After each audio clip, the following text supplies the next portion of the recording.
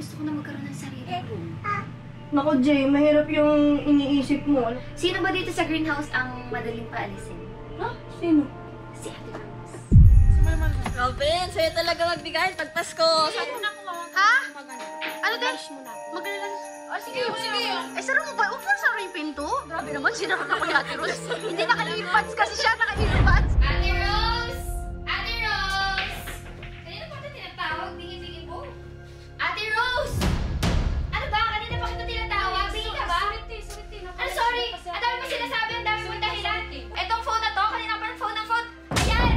Sa'yo na yan! Kung hindi mo kayang gampanan yung work mo dito, umalis ka na lang para ako na yung sa room mo.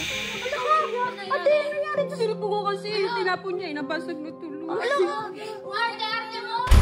Kailangan ko po itong trabaho. Huwag niyo pa akong palisin.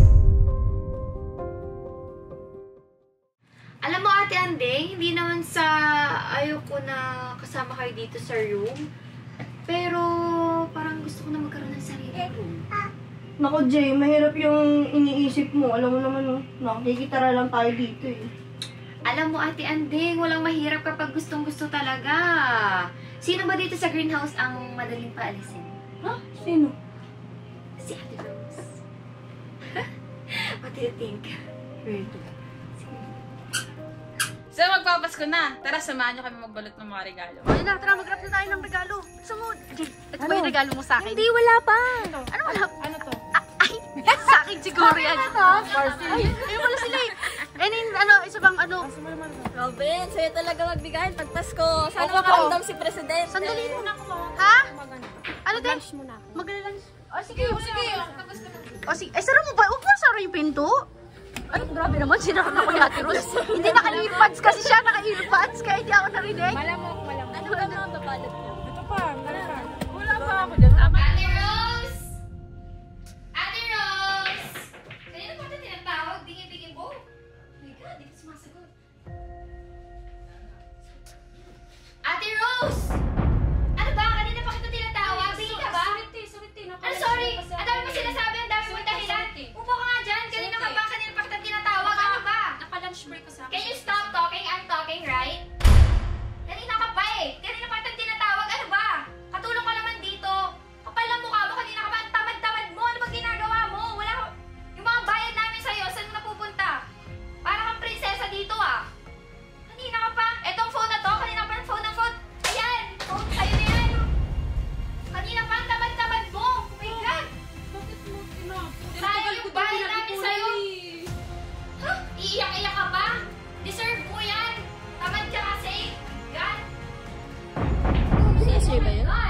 Uy, ano yun? Ano ba ate? Ito kasi katulad nyo. Oh, tamad-tamad. Bilang prinsesa lagi dito. Lagi ka galang dyan. Ba't ka nakalot niya? Ate, ano nangyari sa silpo ko kasi? Tinapon niya, nabasag na tuloy. Arte mo. Deserve mo yan. Taros, tumayo ka, Taros. Dito po ka pa. Uy, Jay. Grabe ka naman, SJ. Tignan mo. Ano ka tamad? Kanina pa yan nandito. Tinatawag ko kasi nga may uutos ako. Cellphone ng cellphone. Ayan. Oh, di-deserve niya yan.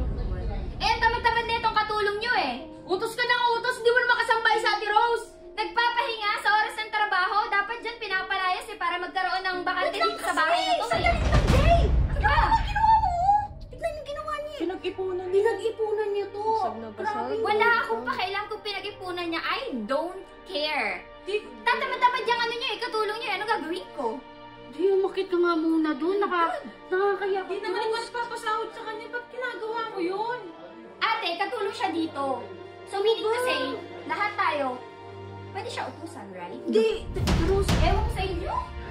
Jay, ano ba? Daming sinasabi. Okay na yan, Ate Rose. Palitan na lang natin. Ano gusto mo? iPhone? Okay na yan. Wag ka na umiyak. Palitan na lang ni Mount. Tara, okay na yan. Yan mo na, yan mo na. Basag na rin naman. Hindi, palitan na lang. Ako na bala. Okay na. Ano lang naman eh. Basta yung magagamit pa rin ni Ate Rose. Alam mo, Ate Rose, kung hindi mo kayang gampanan yung work mo dito, umalis ka na lang para ako na yung sa room mo. Ang kapal talaga ng mukha niya ni SJ. Ginagawa niya yung para mapalaya si Ate Rose. Sorry po, Ma'am SJ. Kailangan ko po itong trabaho. Huwag niyo pa akong palisin.